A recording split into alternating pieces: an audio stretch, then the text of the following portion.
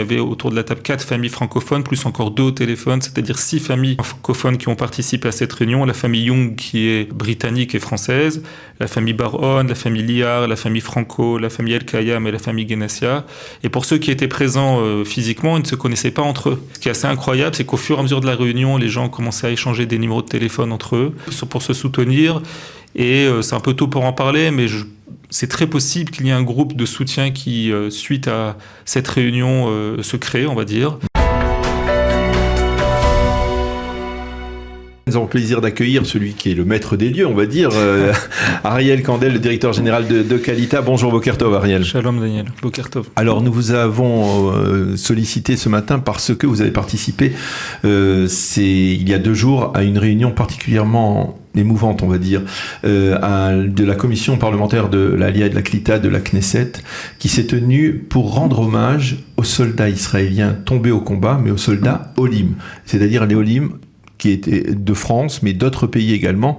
Alors d'abord, est-ce qu'il y a une donnée? Parce qu'effectivement, au fur et à mesure des combats, on a rendu hommage ici, même sur cette antenne, aux soldats francophones en particulier qui sont tombés au combat, et malheureusement il y en a.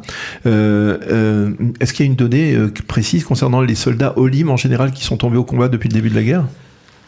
Alors c'est un peu large, on va dire, parce que même durant cette commission, en fait, il y a 3 sortes de soldats qui sont un peu concernés par cette définition, on va dire. Vous avez ce qu'on appelle les Chayalim Bodedim, donc les soldats qui sont seuls en Israël. Et d'ailleurs, ça a bien été dit pendant la commission, ils ne sont pas vraiment seuls parce qu'ils sont entourés par plein de gens en Israël, mais qui n'ont pas, on va dire, leur famille proche en Israël. Vous avez les Chayalim Olim, c'est-à-dire des gens qui sont venus avec leurs parents il y a 1 an, 2 ans, 3 ans et qui sont tombés au combat.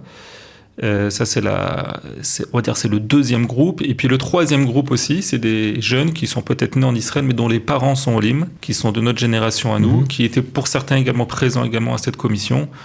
Et donc, en tout cas, francophones, on va dire. Oui, donc à la fin, oui, que lorsque la guerre se terminera, il y aura sûrement également des groupes, on va dire, clairs et des statistiques claires, on va dire. Mais par contre, donc j'ai pas véritablement le chiffre, mais ce qui est sûr, c'est que c'est très impressionnant de voir la proportion de ces 3 groupes, on va dire, dans le nombre total des soldats qui sont tombés depuis le 7 octobre. Alors, vous étiez sur place. Qu'est-ce qui vous a particulièrement ému? Je suppose qu'on a entendu des témoignages de parents de soldats qui ont été tués au combat. Ce qui était assez incroyable, d'abord, il faut vraiment, on va dire, souligner le fait d'avoir fait cette réunion-là. Il faut souligner donc l'action de mon ami Oded Forer, qui est le président de la commission, qui était lui-même d'ailleurs directeur général du ministère de l'Intégration, lorsque j'étais directeur de l'agence juive, qui est forcément très très proche de ces questions-là. D'abord, ce qui est assez incroyable, c'est la mosaïque humaine, c'est-à-dire vous arrivez dans une réunion, il y a vraiment de tout, c'est-à-dire il y a des gens d'ex-URSS, il y a forcément des Éthiopiens, beaucoup de Français, des anglophones. Vous avez des Israéliens qui habitent plus en Israël, qui habitent aux États-Unis et qui sont donc aussi considérés comme soldats à l'étranger et qui étaient là à cette réunion. Également, dans les Chayalim Bodedim, on sait qu'il y a parfois des Haredim qui sont considérés comme Chayalim Bodedim parce que leurs familles n'ont pas accepté le fait qu'ils ont été enrôlés à l'armée.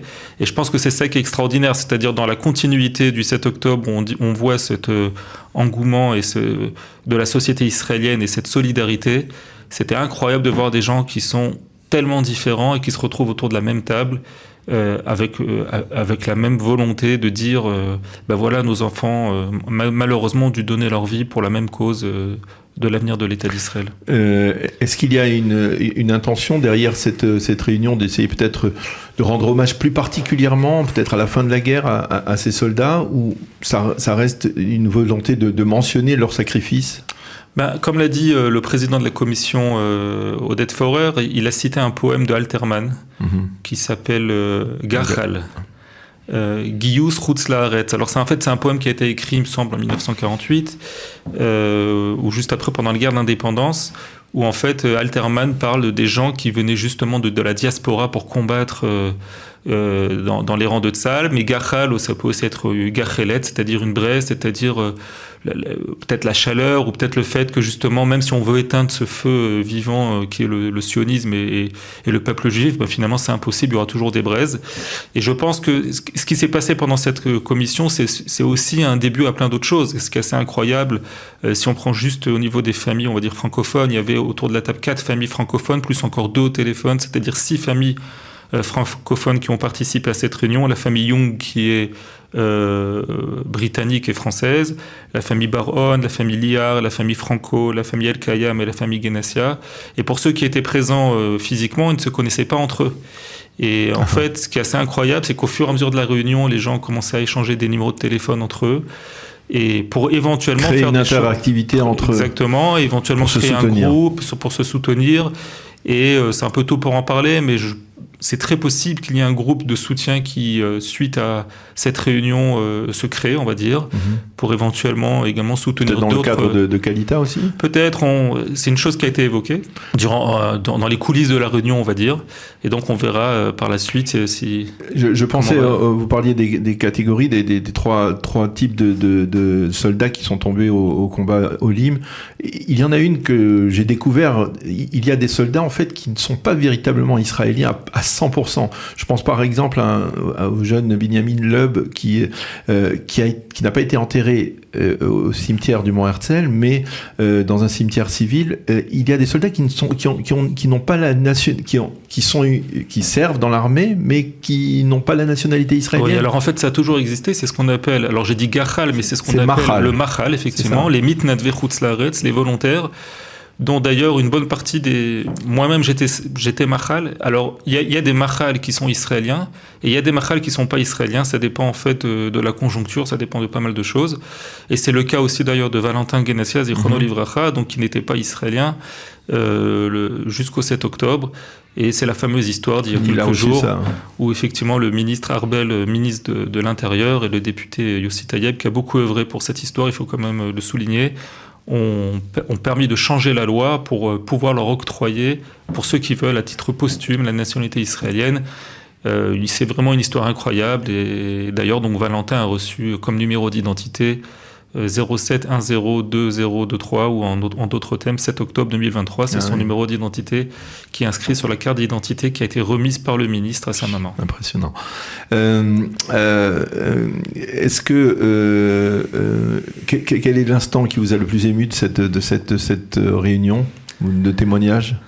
L'instant qui, vous savez, c'est tellement... Je pense que moi, l'instant qui m'a le plus ému, c'est de voir justement les familles s'écouter entre elles. C'est-à-dire que toutes les familles parlent, et d'abord on se sent tout petit. Et vous voyez, et ce qui est le plus impressionnant, c'est quand une famille parle, de voir la réaction de l'autre famille qui est autant émue que la famille, voire plus. Mais à cet instant, pas parce que leur fils est tombé, mais parce qu'un autre est tombé.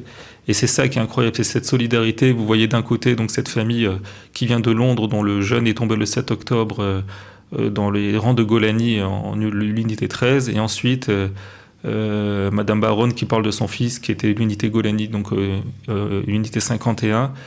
Et vous voyez quand l'une parle, l'émotion de l'autre, c'est ça qui est assez incroyable à voir. Alors je voudrais, Ariel, puisqu'on a rendu hommage maintenant aux soldats qui sont tombés au combat, je voudrais aussi, dans la série des hommages cette semaine, revenir sur la disparition d'une figure de la communauté juive de France que vous avez bien connue.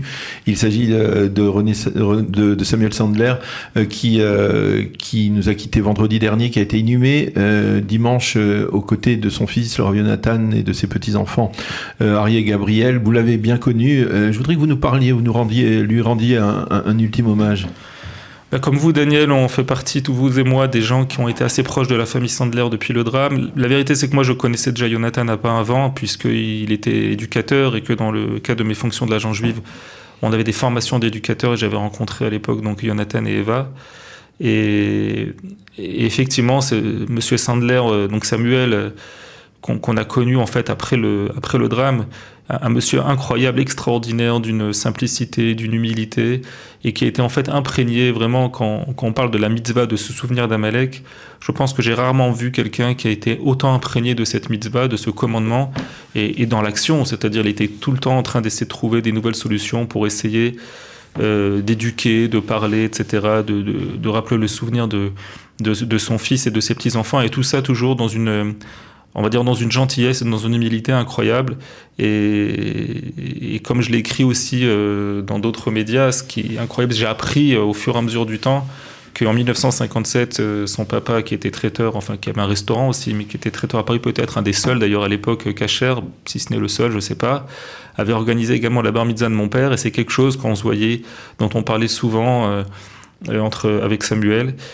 C'est quand même une histoire assez marquante, l'histoire de la famille Sandler, quelque part, une famille qui a perdu une partie de cette famille dans la Shoah, qui a voulu rester en France, qui était, comme l'a dit le président Macron, Samuel Sandler est un juif républicain qui voulait rester, et puis qui a été touché par le terrorisme et fracturé, on va dire, une deuxième fois par le Oui, puis c'est un homme de foi, c'est-à-dire qu'il croyait en fait en tout, c'est-à-dire il essayait de croire dans le peuple juif, il croyait en Israël, mais il croyait aussi dans le côté républicain de la France, ce qui n'est pas le cas de tous les Olim qui font l'Aliyah. En général, lorsqu'on vient en Israël, et c'était peut-être aussi le cas de Jonathan, ça, j'ai pas eu cette discussion avec lui à aucun moment, mais disons que quand on fait le pas de venir en Israël, bon, on aime bien la culture française, mais on s'éloigne un peu de ce lien à la France. Alors Samuel habitait en France jusqu'à la fin de sa vie, mais il avait justement la force de croire en tout, en fait. Il croyait en l'homme, il croyait en la France, il croyait en Israël, il croyait dans le peuple juif. Et ça, c'était quelque chose, malgré le drame terrible qui l'avait frappé, il arrivait encore à croire dans toutes ces choses-là. Et c'est quelque chose qui m'a toujours impressionné dans toutes mes rencontres que j'ai eues avec lui, depuis l'attentat de Toulouse jusqu'à il y a encore quelques mois. Eh bien, Ariel Kandel, merci beaucoup d'avoir accepté de venir témoigner pour une émission un peu difficile, bien entendu, mais pour rendre hommage aux soldats israéliens qui sont tombés au combat durant cette guerre à Gaza, et également pour évoquer le souvenir de Samuel Sandler, Zichrono Livracha, qui nous a quittés vendredi dernier. Merci beaucoup d'avoir été dans notre studio ce matin.